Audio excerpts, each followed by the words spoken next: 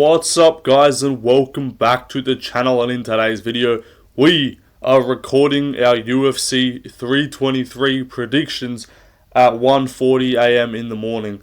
I need to go to bed and fix my sleep schedule. We all need to fix our sleep schedules. You watching, your sleep schedule is washed as well as mine. But 323, the last pay-per-view of the year, the last technical pay-per-view for the foreseeable future until, I guess, the Paramount deal ends, where maybe they then go back to it, but I highly doubt that. So potentially we are looking at the last paid UFC event of all time, maybe, as in the individual main card, not just obviously subscriptions. But yeah, it's a really good card to finish off the deal, in my opinion. Really looking forward to it. A lot of my guys on this card as well. A lot of left lane channel favorites. You know, the co-main event is literally just like my channel fight. Like, I don't know, that fight is ours. We are all the beneficiaries, I guess, or the investors in Pantoja versus Joshua Van, because both of those two are my two favorite flyweights. I've been on the Pantoja train since way before he won the belt. I've been on the Josh Van train since his debut. I was the first on MMA YouTube. Don't let anyone tell you anything else. No one can actually factually prove that they were on the Joshua Van train as early as I was. So yeah, that's a fact. But him and Pantoja, look, it's like watching my two children that are both older than me fight, you know, because that works, I guess. But even Bogdan Gushkov is fighting on this card. He's one of my guys. Are there any other of my guys on this card? Or is it like, I mean, you could say, I guess, like, I wouldn't say he's like one of my guys, but like I've been pushing the Fereziam is like a top 10 caliber lightweight kind of thing for a minute now.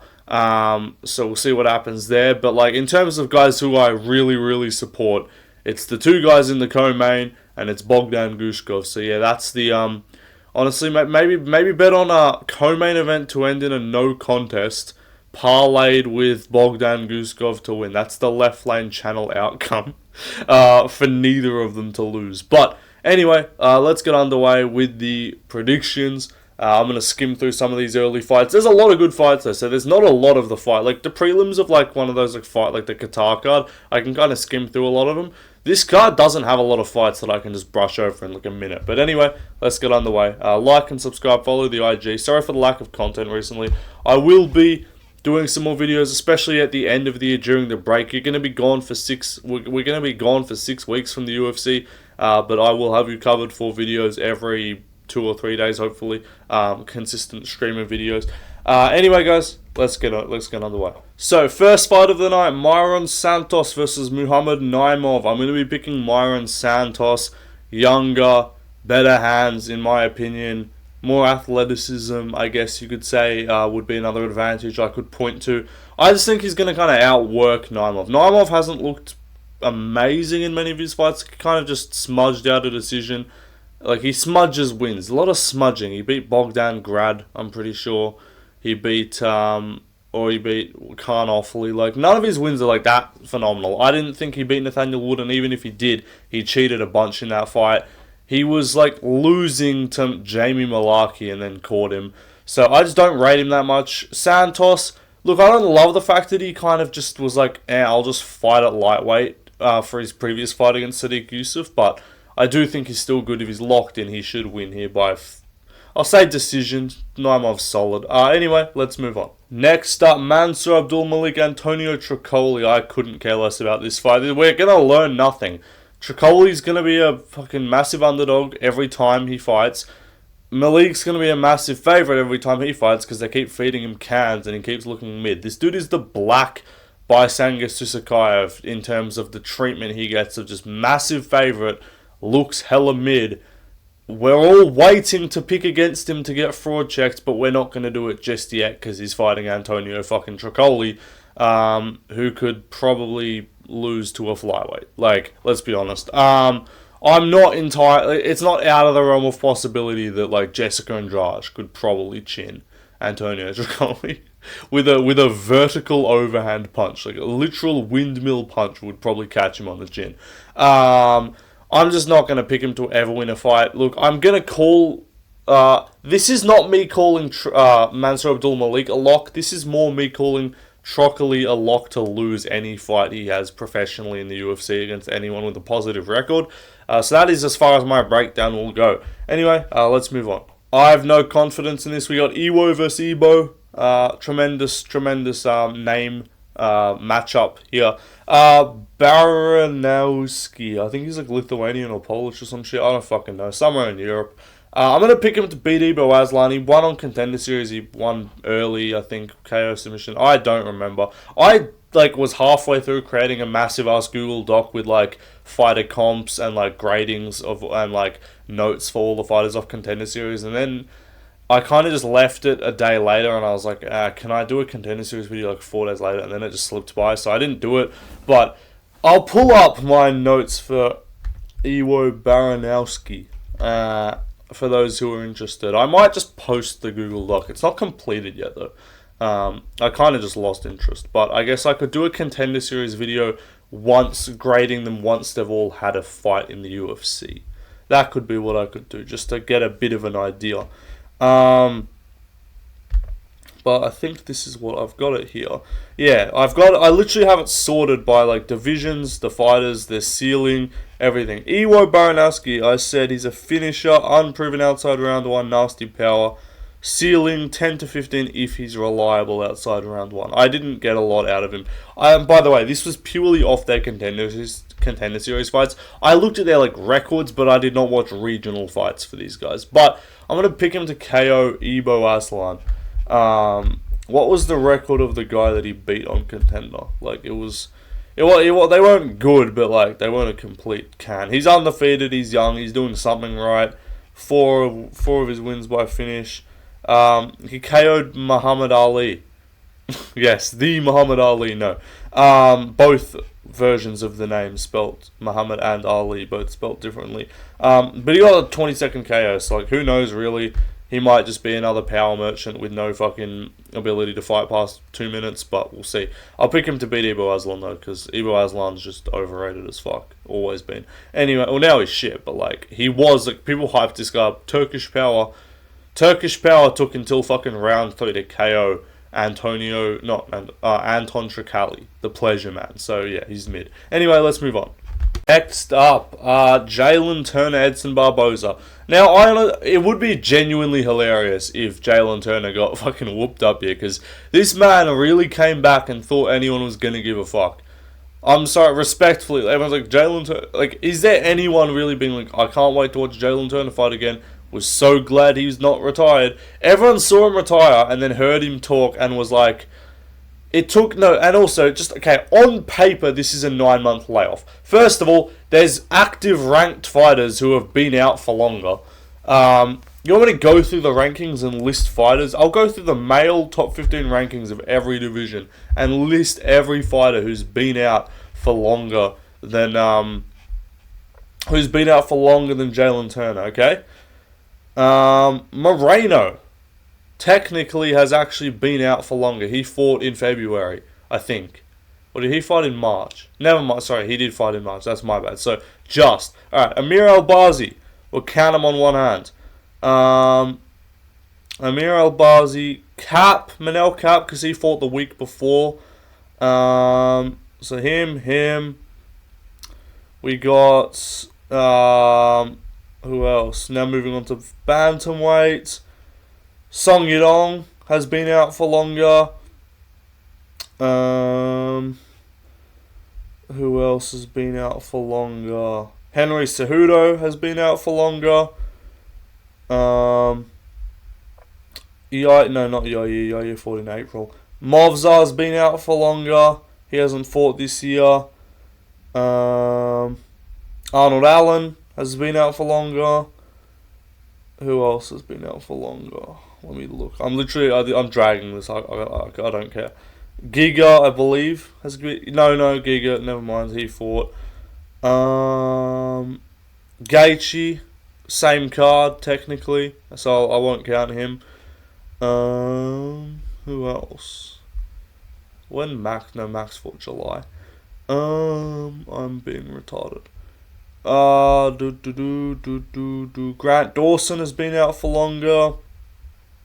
Shavkat has been out for longer. No, not Usman. Colby's been out for longer. There's a lot. There's quite a few. Izzy has been out for longer. Not Whitaker. Not Tolidze. Not Costa. Not Vittori. But you get the point. Fucking what's his name? There's a Jamal Hill fought in whatever. But like there are like numerous, more than 10, I believe. Yeah, heavyweight's got quite a few as well. There are more than 10 active fighters ranked in the UFC who've been out for longer than Jalen Turner's retirement, in which he's coming back in the same year he retired. So point being, fuck Jalen Turner. I hope he loses. But he literally just quit and was like, oh, I realized I got bitched, so I retired. I retired because it took me until my record got to like 15-9 for me to realize I was mid as hell and couldn't fight anyone who was grappling. Jalen Turner genuinely has like a mid-ass fucking record, but he's gonna KO Barboza here, bro. Barboza just has not looked good. Like, dude, Mike Davis was fucking giving this man trouble on the. Was it Mike Davis or Drakkar? It wasn't Mike Davis. Sorry, it was Drakkar Close. I get the two confused. Drakkar Close was giving this guy trouble on the feet, bro. Like, I'm sorry, pack it up. Yeah, you're not beating Turner. Turner is mid, but I could see a sub or a KO. I'm gonna say KO. I think he'll just put it on Turner. Barboza. He's got way too much range on him. Anyway, let's move on. Next up, Marvin Vettori, Bruno Ferreira. I don't know if many other people are picking this, because I think the default is just like, oh, Vettori. People are either picking Vettori because they're like, oh, he can't get finished and he'll take over late and finish or beat Ferreira, or they're going to just be like, oh, Ferreira's just going to use him as a punching bag for 15 minutes. I think this is where the chin goes. And I know people are going to say, bro, his chin's granite, it hasn't been cracked. That's the point. The chin has never been cracked until it's cracked, and it usually happens. So I am predicting a TKO, or something deep down is like Vettori's gonna get fucking flatlined, and everyone's gonna be like, whoa, what the fuck? That's my prediction. We're gonna get an absolute shocking KO. Like, how? Like, huh? Or he's just gonna get swarmed, and maybe like a bit of an early stoppage vibes, and everyone's going to be like, dude, he was going to take more shots, his chin's fine. But I have a feeling we're going to get a big meaty overhand, Gregory Rodriguez type, you know, what Ferreira did to Robocop, where he's like, what the fuck? Because Robocop's normally known for having a pretty solid chin. I know he's been finished before and been finished since, but so not quite the same, but I think it's going to be a surprising just catches him. I just can't trust, and regardless, I think he wins. I cannot trust Vettori. Like, I know he looked half decent against Allen and kind of just got into a striking match with him, but I just can't trust him. He's got no pop. He really has no pop. He's got no speed or anything interesting to his game. He's just there, just a blockhead. And at least Ferreira has got dynamicism, dynamic power. So I think he'll finish him. In the first round, actually. Anyway, let's move on. Next up, Fares Ziam versus Nazim Sadikov. This is a sick fight. This and the Torres-Dawson fight. McKinney, Chris Duncan fight's good too. A lot of potential movement in the lightweight fan rankings. I know I always got to shout those out whenever I can get the chance. Okay. What we're gonna do, boys, is, I'd say girls, but I don't know the percentage of women watching my channel. I don't imagine it's very high. But if you're watching, hello, I'm 6'2". I read feminist literature. No, I'm not going down that path. But what we're gonna do is, I know everyone's been demanding for make the fan rankings public. Where are they? Whatever. Okay, starting 2026, I'm gonna make a website. I'm gonna get working on that very soon, and I'm gonna figure out how to do that. Or if I'm not gonna be able to do that, if anyone actually knows how to make a website that they can change week to week so I can actually change them to update the fan rankings, let me know. Otherwise, I'll just make the Google Doc public, but I want to make it a thing. I want to have it as a publicly viewable at all times thing. I mean, the doc would work, but I want to set it out nicely. So if anyone knows how to do that, reach out on Instagram or Twitter, Left Lane MMA. I think you should just be able to message me straight up. I'll usually respond. So that will be good. But on this fight and the other one, yeah, I'm starting off with this. I'm picking Petr Yan. I'm going to pick him by decision. Now, this is kind of the battle of, like, do we rate the wins? If you know what I mean. Like, both of them are very good. It's like you can just use the eye test to be like, yeah, both of them are really good. But it's like, okay, well, do I rate a Mike Davis win? Do I rate a Matt Frevola win, who's since lost to Kyle Nelson and looked bad? Like, do I rate these wins? And then on the Sadikov side, it's like, do I rate Nicholas Motta, who is a sub-40 ranked lightweight? Do I rate Borshev? Do I rate Borshev, who's just done nothing but lose? Bonfim, who just got whooped up by Chris Padilla? McKinney, who just loses to anyone who can survive the first round? Like, do I rate... So, like, neither of them actually have, like, a really good win on the resume. I would say Ziam kind of, like, beating Mike Davis fairly comfortably is probably the best win either of them have. Because, yeah, I'm pretty sure Nazim Sadikov's resume is the Nicholas Motta fight. He beat Bonfim earlier this year, which hasn't aged particularly well. And it was the McKinney fight and he beat Evan Elder in a fight that he was actually losing, if memory serves me correct. So he's good, his boxing's nice, but like you almost got finished by Motta. Now Motta's like a more stocky, powerful guy, so that's why I'm not going to be like, oh, Ziam's going to finish him. But I think Ziam can do enough from the outside, be tricky, mix in takedowns as well. Stylistically, there is paths for Naz to have success. Like he can do well in the boxing. His hands are pretty good. But I just can't, like, dude, please don't be going to a fucking fight of the night draw with Borshev. Like don't be doing that. Where it's a draw because you got the 10-8 in the second and he won the first and third. Like, that's just not ideal. I'm pretty sure that's how it went from memory, because he dropped him with like a front kick up the middle or a head kick or something. Yeah, don't be making it that close. Like, I don't know, it's just, he's improving for sure, but like, don't be getting almost finished by Motta. Like, Bonfim was looking decent early, and then he kind of landed a nice head kick that just caused his vision to go funny. But I think Ziam's good, dude. I think his takedowns are good. He's dangerous in the clinch as well. Watch out in the clinch. He's not just going to hold you there. He'll actually go for shit. He'll cut you open with elbows, knees.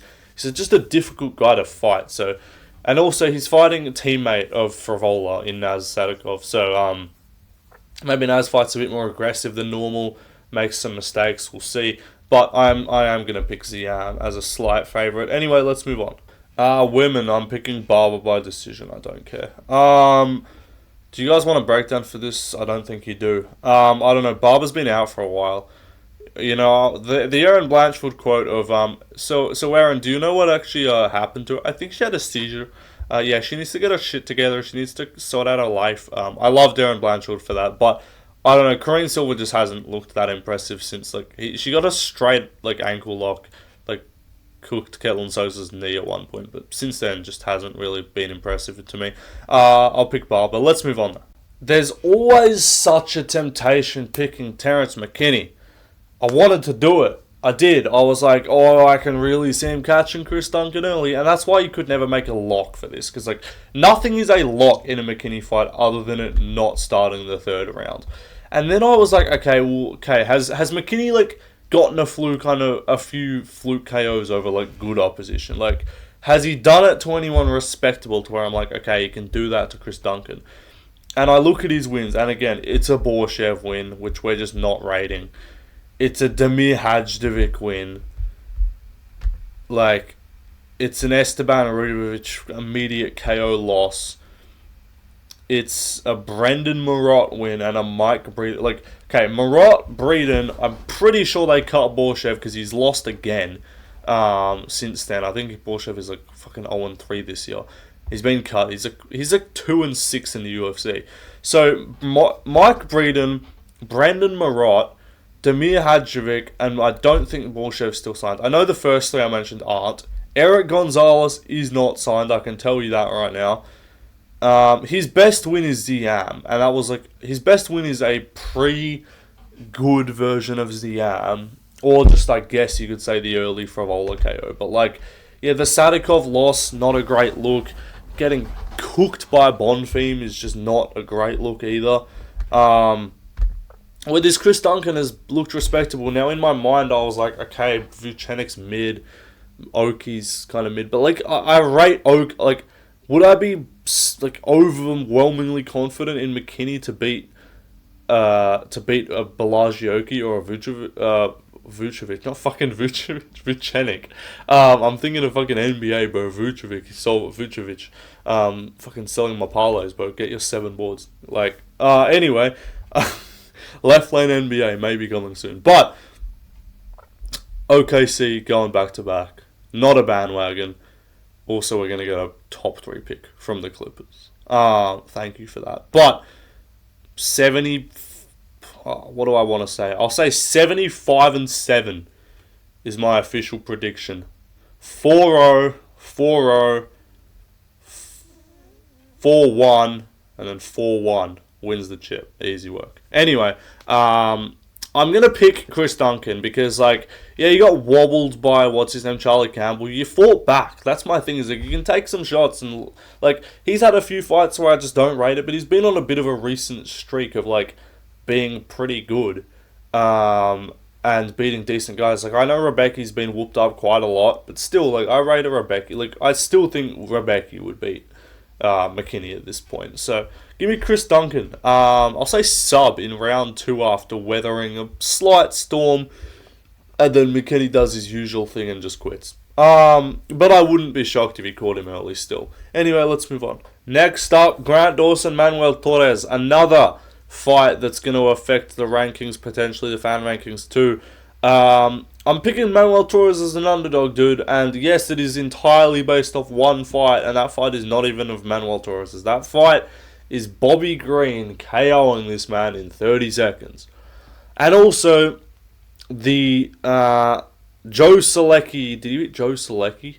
He beat Rafa Garcia, which is aged decently. He beat Joe Selecki, which, whatever. And the CDF win, which, like, everyone just glazed and was like, CDF's, like, the best unk to ever exist, purely because of the Rebecca fight, has since lost and been KO'd by Hernandez. Like, I'm not saying that's, like, just eliminates the win as credible, but, like, he looked mid in moments as well against CDF, and I just think a bigger, more physical guy who's got finishing potential, who does still have submission potential too, has his own offense. I just think he's just going to be too strong and too physical early. I'm going Manuel Torres by round 1 finish. I'm going to say TKO catches him. I could see a situation of, like, Dawson shoots a takedown, Torres throws a bunch of fucking, like, elbows against the side of the head and maybe stops him or wobbles him with a shot, and then he shoots in, does something there. I just sense a finish from Manuel Torres, and then he turns around and fights on the Mexico card, which we've just found out is going to be taking place February 28th. So I'm going to probably do I'll do a card builder for the Mexico card as well. Bedtime beat me to the Australia card builder. I was going to do that too, but I'll do a Mexico card builder because I've got some ideas. But yeah, give me Manuel Torres. I just like Dawson. He feels like that kind of like Sean Brady-ish kind of guy, and this feels like he's Michael Morales, just downgraded for both of them, in my opinion, of just a smothering grappler, and he's going to be the size difference is not going to be as much, obviously, and Manuel Torres is not quite as good as Morales, but obviously Dawson's not as good as Brady, so I think he's going to get finished early here. I just cannot trust anyone who gets finished by Bobby Green. Like, that's my logic. Anyway, let's move on. My boy, Bogdan Gushkov. We are all rooting for Mr. Goonskov this weekend to get it done via Goon. Bogdan, genuinely, like, he is literally a goon. Like, he looks like a henchman. Before people turned gooning into what gooning is, like, a goon was the henchman, you know? He's goons. Like, that's Bogdan, bro. He's just a goon. Too much goon talk going on right now. I'll stop. But I am trusting I'm not really trusting it. I can't lie. I'm going to pick him, though, because I have to. But would it be... and I do think he can win this. Because, like, also, Blachowicz is getting up there. He's a bit older. He hasn't looked phenomenal recently. He just kind of makes others look mid, but like he's not very active. With his Guskov's fought twice this year already, looking to make it 3. Blachowicz returned from a long ass layoff in March, and just slightly got outpointed by Olberg, which that loss has aged well. And he performed okay, but like he just doesn't really have the dynamic ability anymore. He doesn't have his leg kicks didn't look like as good. It's like he's not just thudding, killing people's legs. So I'm gonna pick Bogdan Guskov. I think he'll be the first in a while. I know he's been finished by Corey Anderson, but I think it was Corey Anderson that finished him, or was it Thiago Santos? It was one of the two. I think it was Santos. Pretty sure. He's fought both. He KO'd Corey Anderson, and that was to win the belt, or not win the belt. That was to get his title shot. I'm pretty sure. Now I'm gonna need to check that for my mental sanity. When did he get KO'd? Yeah, Thiago Santos KO'd him in the 3rd round. I'm pretty sure it was the Corey Anderson fight was in 2020. Yeah, he KO'd him and then he got the title shot. But I'm gonna pick Guskov to just do a similar sort of thing to what Santos did, I guess maybe. Just catch him early. I think he's just unpredictable. He's wild. Like, he was looking a bit mid against Krylov, and then bang, he just catches him, puts him down. He's got power, dude. He's got thud. If Blachowicz was smart, he'll grapple. If he grapples and Guskov hasn't shored that up, because, he did get taken down and almost subbed by fucking Billy Alicana, so that's concerning, but I feel like he's just one of these goofs that's just going to goof his way to the top of the division. It's Vinicius Oliveira. Like, trust me, I know ball. Be goofy and look mid and have holes in your game, and everyone's going to be like, oh, well, he's going to lose. And then just those holes are going to continue to not matter, because like you're going to go, in Oliveira's case, you're going to go from getting ragdolled by Bernardo Sauvage to stuffing all of Ricky Simone's takedowns and fucking doing like trick shot kicks on him. Like, Rabona kicks, or like doing Rabona little soccer kicks to the calf. So yeah, that's I know Bogdan's gonna do his thing. He's gonna goof it up, and he's gonna catch Yan, and Yan's either gonna retire after a KO loss, or he's gonna be like, I don't know, and look like he's kind of thinking about it. But wouldn't be shocked to see a block. I think we're all pretty confirmed that we're getting a Cejudo retirement. Would not be shocked if we get one other one. Maybe a Barboza, maybe a Jalen Turner re-retirement. Maybe his return will be quicker this time. But the other one I could see is Blachowicz for sure. Anyway, though, let's move on. Next up, Henry Cejudo, Peyton Talbot. Again, this is my thing. My rule is I'm not trusting old people. You can call it the anti-senior citizens parlay. You pick Jalen Turner, you pick Bogdan Guskov, and you pick Peyton Talbot. You're picking against the Yunks. The Yunks are not winning. I don't pick plus 38-year-olds to win fights. In Blahovich's case, I'm pretty sure he's like 42. So Cejudo might be older than 38. Who knows? I know Barboza is like 40. I'm not trusting them. I just can't trust them to show up on their best consistently. So I just don't trust Cejudo. Even though, yes, Talbot less than a year ago got taken down and lost to Raoni Barcelos. I think right now Barcelos would probably fucking beat Cejudo, if I'm being honest. And I just think Cejudo's mid. And especially recently has just not been remotely the same guy that he was before he went away, before he fought Dominic Cruz. Around that time. Like, it's that guy is just way better than the Cejudo we've got now. And to be expected, he's way older. But I am going to pick Peyton Talbot. I can't trust him by KO because I do think Cejudo's got a notoriously pretty solid chin. And Talbot has KO'd Cans, but the one time he fought someone good, Felipe Lima, apart from Barcelos, who he lost to, but the one guy he won a fight against someone who was solid, he had to just resort to sort of outstriking them and having a bit of a just solid-ish performance. But yeah, I think he's going to just style on Cejudo. If the range and the reach and the power is too much, maybe we could get a finish, but I'm going to go with a decision win for Peyton Talbot. Anyway, let's move on.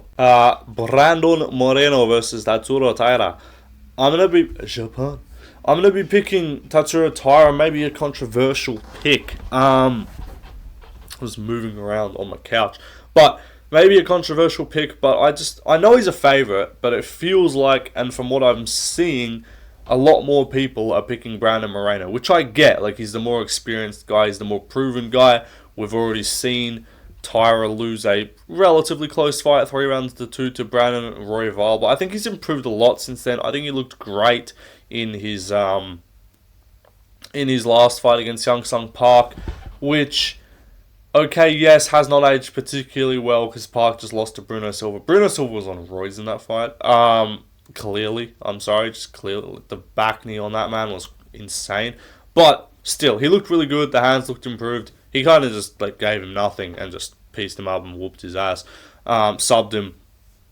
So, fucking hell, I need water. But the Brandon Moreno side of things, I just can see him getting not like backpacked and like ragdolled, but just like stalled out for control. Maybe he gets his back taken. And again, 5-rounder, I'm probably picking Moreno. 3-rounder, I think Tyra can do enough to steal 2 rounds with control, not gas out too much. The cardio, I don't think is a like crazy worry regardless, but it's good to know that he doesn't have to worry about Moreno putting it on in the later rounds. Like, he looked good against Elbazi, he looked solid against Usyk, but these are striking heavy matchups. Especially given that Elbazi really didn't fucking shoot a takedown. Usyk didn't do much grappling either from memory. So, like, the guy who actually decided to follow his game plan and not be retarded, Pantoja, did quite well. And even though I obviously think Pantoja is a much better grappler, better wrestler, better back taker, Tyra's back takes are really good though. There's a conversation there. He's up there with him for best back takes in the sport, let alone flyweight. Just because like flyweight, I think them two like probably up with like with an Aljo maybe. There's not a lot of guys, like Oliveira's got a good back take, but there's not a lot of guys in the sport that take the back as well as Pantoja and Tyra. So Tyra does it really well. If Moreno makes a mistake, he's going to get his back taken and he's going to get stalled out, because what he is good at, and maybe better than Pantoja at, is controlling once you're on the back. His control against Royval was really, really impressive. So, like, he would just flow positions, he would just look, and Royval just looked kind of stuck underneath him for a lot of that fight.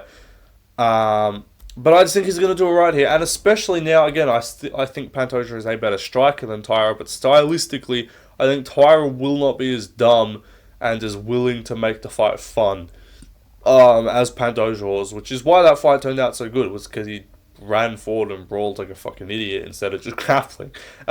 Loved the fight, loved the brawl, the war, everything. Fight's going to get inducted into the Hall of Fame probably, but Tyra won't do that. I think he'll be more composed, he'll stick behind his reach. He's susceptible to getting overwhelmed, but I just don't see, like, I haven't really seen Moreno just put crazy output on people recently, so give me Tyra to just kind of eke out a decision where we get a bit of argument about damage versus control time, and ultimately the judges will reward the back take kind of against the fence control time of Tatsuro Tyra. Anyway, let's move on. Next up, Alessandro Pantoja vs Joshua Van. I love this fight, dude. I don't want either guy to lose, but the guy I'm picking is the guy I'm rooting for as well. It's Alejandro Pantoja. He's been my guy for just a little bit longer. He's been doing his thing for a little bit longer than Josh Van. He won his belt before Josh Van was relevant or even fighting, I think. I think it might have literally been like 2 cards before. Joshua Van debuted in the UFC, I believe, 2 or 3 cards before. I think it was 2. 2 cards before on the Jacksonville card, headlined by Ilya versus Josh Emmett. And the week following was the Volkyair card with Moreno Pantoja. Pretty sure. Someone can fact check me on that if I'm wrong. But crazy to sort of think. Pantoja won his belt when Van debuted. So, I mean, you can say, okay, Van's been preparing, like, he's been looking at the champion the whole time. He's younger, he's coming up. He's got the, like, youth, he's got the athleticism advantage, you would say, in terms of the striking. He's got the better hands, better output. Pantoja, though, dude, he's just fucking, he's a machine, dude. He's just durable. He goes forward. He's a marauder. Like, he literally is a marauder. He just marauds forward. That's actually how you describe his fight. When he just blitzes forward against Kai or against Moreno and just does his bullshit and just kind of drops you, actually kind of catches you. Like, he's hurt Kai on the feet. He's hurt Asakura on the feet too, the other Kai. He hurt Steve Erceg, I believe, or at least tagged him pretty well. He struggled with the range in that fight. I know people being like, oh, but he got outboxed by Erceg and Van's a better boxer. Yes, I agree. I also think Pantoja looked uniquely bad in that fight and kind of didn't really know what he was preparing for with Erceg. And also, the range caused as much of a problem as the actual skill of Erceg. So as much as you can say Van is better, I don't think he would cause him the same problems with the reach and just being able to sort of have such a frame advantage on him. He's smaller than Pantoja. Pantoja's not used to being the bigger, more physical. Like, I guess he's physical a lot of the time. But like, he's been fighting like Erceg, Roval, these kind of longer, like Asakura, these longer guys. He fights Kai, who, again, had a plus 80% takedown. Same thing as Van. People are going to be saying Van's got such a good takedown defense. Again, it's going to sound like I'm hating on Van. This is me making the case for Pantoja because I love him so much. But Kai Kara-France had a plus 80% takedown defense rate going into the fight. And it just didn't matter. He gets you down, and it's not about getting you down. It's like, if he gets to like a body lock, like a gable grip body lock standing up, he'll drag you down. He will find some bullshit. He'll craft up some fucking wizardry of how to take your back from the most random ass position. And you're like, huh? How did he just do that? Like, dude, he like Superman jumped off the fucking fence to like take Kai Asakura's back, I'm pretty sure. He got on that rear naked against Kai so quickly when he got there. Like, again, he kind of always has like a second round period of like settles. He kind of dominates the first and then he sort of settles and he's like, okay, let me just chill for a bit. Kind of gets a bit of output on him. But he just takes it and he hasn't looked with it. He hasn't looked like worse in fights. If anything, he's looking much better. So I'm picking Pantoja, dude. I just think his grappling's better. And even in the striking, I think he won't show Van as much respect as Van's other opponents have. Or like when Van starts landing his shots and gets his output going, he kind of just marches people down. Like Ray Soria just backed up the whole fucking time. Durden kind of just got lit up and just didn't really know what to do. Pantoja will have answers, and even if he's getting outstruck, he's not gonna. I don't think he'll get overwhelmed too much. There might be a case where maybe it's like Van's teeing off standing, but like I think Pantoja's got a bit of thud coming back Van's way, so he's gonna have to watch about that. And I just think Pantoja is just his time right now, dude. I just don't. It's also just vibes. I don't know. Like, as much as I would not complain at all on Joshua Van winning the belt, would be sick. New matchups, amazing champion, one of my favorite fighters in the sport, top 5 favorite fighters in the sport for me, and 2 of them are fucking fighting each other. It's the same as it was Lopez Volk as well. That was another case, and it would be the same thing if fucking Oliveira fought Volk too. Just like they can't do this to me, or if for some reason like Pratas fought like Charles, which would make no sense. But like that would be the type of vibe that we would be dealing with, where I just don't want either guy to lose. So again, but you just don't really see you don't see the guys that young win the belt anymore, dude. And there'll be, I guarantee you, someone's gonna fucking bedtime or someone will compare it and be like, or it's like JD and Bilal. I guarantee you, bedtime's gonna say this is flyweight JD and Bilal. And it's the most disrespectful thing I've ever heard to remotely compare Bilal and Pantoja. Pantoja is better in every aspect. I'm not joking. He just is. Like he is so much more of a difficult grappling matchup, stylistically for anyone than Bilal is. One-dimensional ass, fucking heavy ass, control time, hump your thigh, rather than take you back in 2 seconds and wrap up a rear naked choke before you even realize he's got the second hook in. Like, not remotely close. Okay, you can maybe say Van, JDM, similar style boxing, takedown defense, a little bit sus, but good get-ups. But I just think against someone more physical in Pantoja, stronger, better on the ground than anyone he's fought, where again, he has been taken down. This is not, and again, this isn't but yeah, he got taken down by a one-armed Gilbert Burns, or he got taken down by Gilbert Burns when he had one arm. No, like, this was a Joshua Van, to our knowledge, who was not compromised going into these fights, did get taken down by Durden, did get taken down by Ray Soria a few times. Ray went very minimal on takedowns, but Ray was shooting from way out, wasn't setting them up. Pantoja's going to back him up. No one goes forward against Pantoja. No one's able to. Erceg did a bit, and he had success, but that was kind of with the range. because he was able to sort of impose himself. I think Pantoja's going to come out here and be like, you're 24, you ain't been under these lights, you're nervous, I'm going to walk across the cage and fucking show you what's up. And I think he's going to catch Van off guard, get him down early, be like, oh shit, for the people rooting for Van. Get him down early, Van survives, and then it's like, alright, time to reset, and then I think he'll have a bit of success, get him down 2 or 3, I'll say. But I do think Pantoja gets a submission, and it's just a little bit, not a fraud check or anything, nothing like that, not even close, but just a, take it down. There's levels, like just a bit of that kind of situation. I think that was, who was that? Was that Corey Anderson said that when he beat Johnny Walker? There's levels in that weird little voice that he has. It's gonna be just that. It's like just a reality check, a little bit of Till Woodley to it. Just like you ain't ready right now. You're a little bit too young. Wait your turn. This is me for now. I think that's what it's gonna be. But I love Josh Van. I've been picking him and rooting for him in all of his fights. But for now, this is Pantoja, bro. I love Pantoja. I want him to be flyweight GOAT. If it's this and a Gooch win, if he gets the Van and the Gooch, I would not have any issues, and I would be actively pushing for the flyweight GOAT status for him. Anyway, though, let's move on. Main event. It's gonna be less of a breakdown here. Not as invested. I do like Merab. I'm getting to like him. He's definitely climbing up the GOAT list, and as well, Lucas ain't here, so someone's gonna say it. I guess like this is. I'm just kind of relaying the Lucas Tracy message that I'm sure he would be. I'm sure he would be spreading if he were here right now. Also, Lucas, brother, I do not know why you didn't just wait until the end of the year and just take your content break over the break and just be like, yeah, I'm not gonna try and think of ideas when there's no UFC. Did not make sense to me, but it is what it is. He's got his things going on. But I'm picking Merab. Spoiler, not spoiler, I don't know. I think it's not a creative pick. I'm not going to try and get intricate here.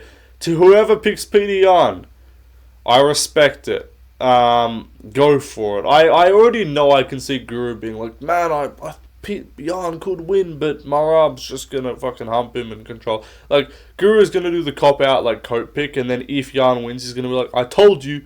He's going to do that. So if Yan does somehow win, which I wouldn't be stunned, but I'd just be very surprised. And I'd also be like, okay, so yeah, that's what happens when you try and defend the belt 4 times in a year. Like, it just doesn't work like that. That would kind of be the thing, which is tough for Yan, because unless he just, like, masterclasses him and Merab gives no excuses. Like, but if it comes out, and I know it will, or it won't even be that. Like, the fans will just kind of make an excuse for him. If Yan catches him or some shit and finishes him in, like, round 1, people will be like, oh, yeah, he was worn down, he wasn't his best, he'll win a rematch. So something tells me Yan won't get as much credit for this because it'll all be about how great Merab is, how he's trying to do this great thing, which I respect him for it. Bro, turn on my fucking IG notifications, bro. But yeah, I just think Merab's too much, dude. He's going to shoot takedowns for days. Yan ain't going to stuff him. And Yan is just a bad matchup to beat Merab. Like, he doesn't have crazy one-shot power. He doesn't have Merab needing to, like, worry what he's doing about running in like he did with O'Malley, where you got to worry about a counter, which is why O'Malley had a bit more success on the feet. But Merab literally outstruck Yan in the first fight, based off just moving forward the whole time and Yan not being able to get anything going. So I think it's going to look the same here. He's going to run forward. He's going to shoot a fuck ton of takedowns. Probably shoot like 35 of them the whole fight. And his control's looking better. His submission threat's looking better. Even on the feet, he's looking better. So I could see him maybe having Yan in a bit of trouble a few times. But he's not like Sandhagen, where he kind of tries to stay too technical all the time and it kind of can catch him. And he's not like O'Malley, who's just completely ragdollable in the grappling. So I think it'll be a mix between those fights. I do think Yan, not Van, sorry. I do think Yan.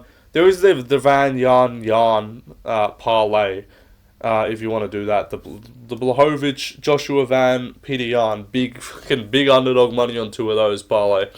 The Van Yan parlay for the double and new could be crazy, but I'm gonna pick Merab.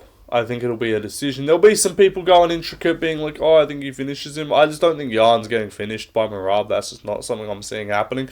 But yeah, I think this is what we're going to see. Great credit to Merab if he does it for four defenses in a year.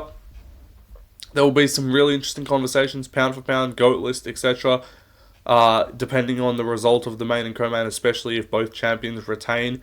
Definitely going to be GOAT list conversations with them. Anyway, that will do it, guys. Sorry about the fucking lack of speech from me. I don't know. I'm just got a very dry throat right now. I haven't drank any water. And it's 2:30 a.m. So I'm going to go to bed. But I hope you enjoyed the predictions. Let me know yours in the comments. And yeah, goodbye.